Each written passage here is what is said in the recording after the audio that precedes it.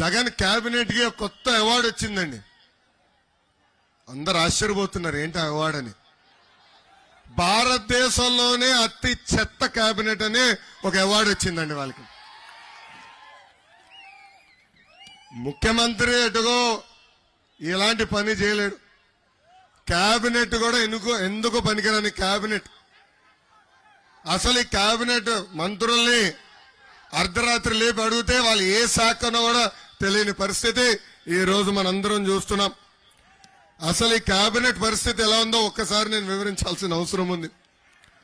ఉదయం లేస్తే ఢిల్లీ చుట్టూ తిరిగే అప్పుల అప్పారావు గారు మన ఆర్థిక శాఖ మంత్రి బుగ్గన్న, ఇసుక గన్నులు మింగేసే గన్నుల శాఖల మంత్రి పాపాల పెద్దిరెడ్డి, నకిలీ మద్యంతో అమ్మతంతో పాటు కోర్టు ఫైళ్లు కొట్టేసిన వ్యవసాయ శాఖ మంత్రి కాకాన గోవర్ధన్ రెడ్డి గారు, ఇంకా పిల్ల కాలువలు తవ్వలేని వ్యక్తి అరగంట అంబటి రాంబాబు మన ఇరిగేషన్ శాఖ మంత్రి, సొంత ఊర్లో ధాన్యం సంచులు ఇవ్వలేని ఎర్రిపప్ప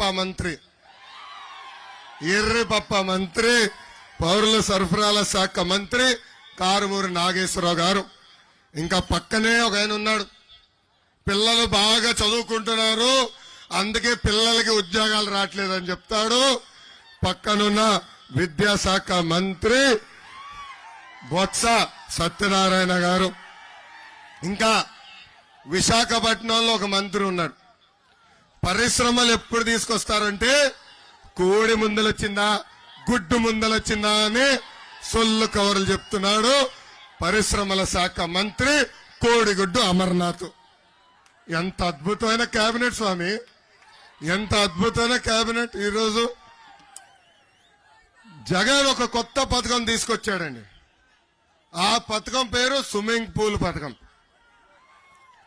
ఈ రోజు మన రోడ్లు ఎంత అద్భుతంగా ఉన్నాయో చూసాం కదా. అరే ఎందుకబ్బా మీరు రోడ్లు వేయట్లేదని నేను అడిగితే మా ముఖ్యమంత్రికి ముందు చూపు ఉంది. ప్రతి గ్రామంలో ప్రతి పట్టణంలో ఒక స్విమ్మింగ్ పూల్ ఏర్పాటు చేయాలనుకున్నాడంట. నేను అంత డబ్బులు ఎక్కడి నుంచి వస్తాయా మీ ముఖ్యమంత్రికి అని అడిగా.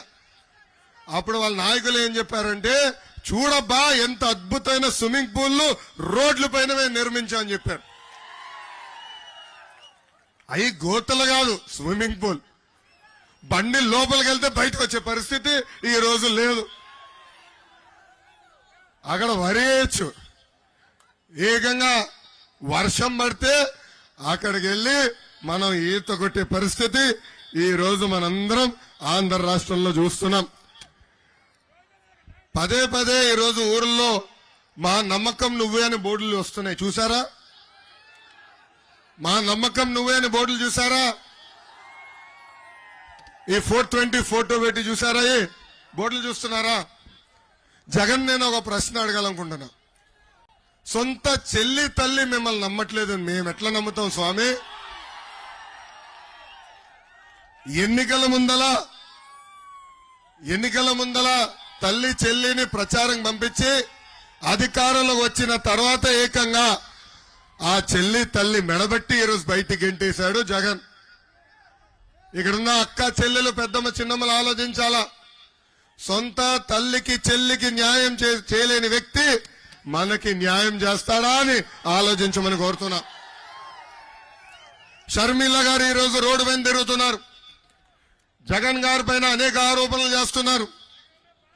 అది చూసిన తర్వాత జగన్ గారు 5 రూపాయలు ఇచ్చి పేటీఎం కుక్కల్ని వదిలేశాడు. ఇప్పుడు ఆ పేటీఎం కుక్కలు ఏకంగా ఆమె పుట్టుక పెళ్లి గురించి కూడా మాట్లాడే పరిస్థితి ఈరోజు అందరు చూస్తున్నారు. అంటే సొంత చెల్లిని అవమానించేదాన్ని కూడా ఒక్క క్షణం ఆలోచించాడు ఈ ముఖ్యమంత్రి సైకో జగన్. ఇలాంటి మాటలు మాట్లాడుతున్నారంటే వాళ్ళ తండ్రికినే అవమానిస్తున్నాడు ఈ రోజు ఈ సైకో జగన్. జగన్ ని చూస్తే నాకు ఒక కటింగ్ ఫిట్టింగ్ మాస్టర్ గుర్తొస్తున్నాడు. ఏంటది? Cutting fitting master. తల్లి ఆయనకి 2 బట్టన్లు ఉంటాయమ్మా, మీకు కంపెనీది ఒకే బటన్, అది బులుగు బటన్. కానీ బల్ల కింద ఎర్ర బటన్ ఉంటుంది తల్లి.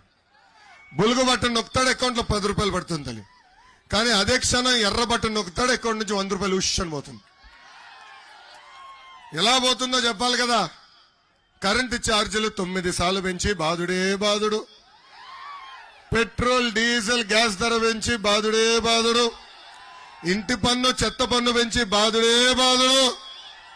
రేపో మాపో ఇంట్లో కుక్కుంటే కూడా కుక్క పైన పన్నేస్తాడు ఈ జగన్.